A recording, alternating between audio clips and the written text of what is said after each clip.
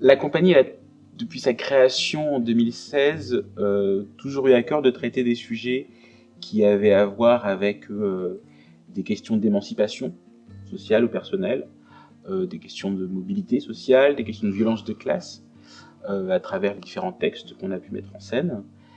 Et quand on a voulu répondre à l'appel à projet du CLEA, ça nous a paru intéressant de réfléchir à ce qui fait société, ou en tout cas à ce qui fait parcours social, et de le faire à travers des outils du théâtre. Puis-je conseiller aux autres ce que moi-même je ne pourrais pas faire? Et c'est pas un peu hypocrite de dire à ses potes, de donner des conseils, que soi-même...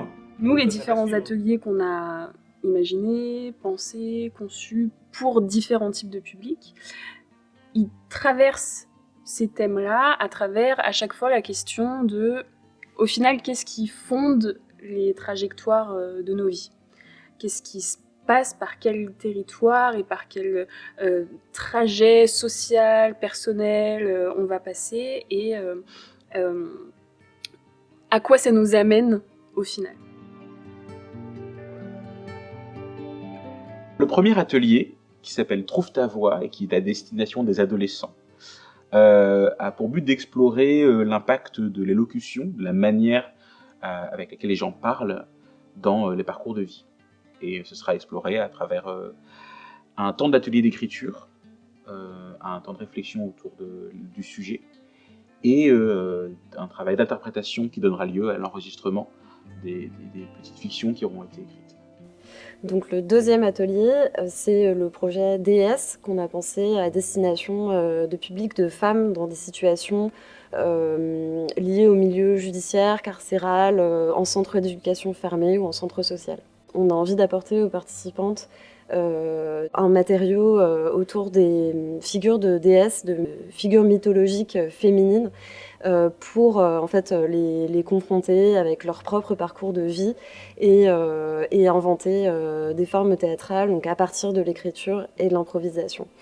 Et comme c'est un projet qu'on va vraiment travailler finement avec les partenaires, on ne peut pas encore penser à une restitution, mais ce qui est certain, c'est que la forme du podcast, justement, a aussi été pensée pour que ces publics-là puissent être entendus une fois que les formes auront été faites.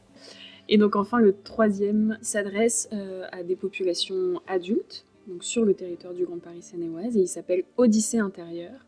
L'idée, c'est de permettre à ces personnes-là de redécouvrir, réinterroger le territoire qu'ils connaissent de tous les jours, et de leur permettre de l'interroger d'une manière sensible. Donc à travers des recherches d'archives, mais aussi la redécouverte de ces lieux, ils vont pouvoir écrire des courtes fictions, imaginer ce qu'il se passe dans ces lieux qu'ils connaissent par cœur, ou ce qu'il pourrait s'y passer, ce qu'il s'est peut-être déjà passé auparavant, et donc à travers des ateliers d'écriture, puis une mise en voix et une production radiophonique. L'idée, c'est que voilà, ces personnes puissent se replonger dans le territoire et faire un pas de côté pour pouvoir l'appréhender d'une façon nouvelle. Pour synthétiser, disons, tout ce projet, on a un objet commun qui va être le fil conducteur des différents ateliers. Différents ateliers qui donc sont regroupés dans ce projet Trajectoire. Et cet objet commun, c'est une cartographie. C'est une carte dessinée du territoire Grand Paris Seine-et-Oise, dessinée par l'un des membres de la compagnie d'ailleurs, qui s'appelle Daniel Monino. Et cette cartographie, ça va être une plateforme web, ça va être une véritable carte consultable en ligne, consultable par tous les participants, d'ailleurs par le grand public aussi, par tous les habitants aussi du territoire.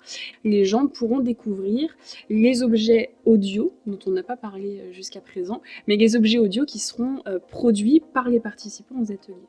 Ces objets radiophoniques seront chargés sur cette carte, sur cette cartographie, et seront donc consultables au fur et à mesure du projet. On a aussi imaginé la possibilité de créer des parcours sonores.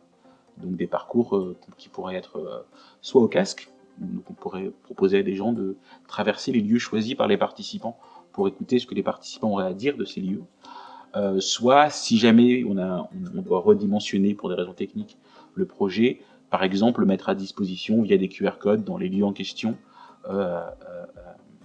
les podcasts qui ont été construit. La question, c'est jamais simplement de raconter des histoires, mais de questionner comment est-ce qu'on raconte des histoires, et se dire que dans la manière dont on représente, dans la manière dont on raconte des histoires, on raconte aussi quelque chose sur le monde, ou à minima sur le rapport que nous on entretient avec le monde.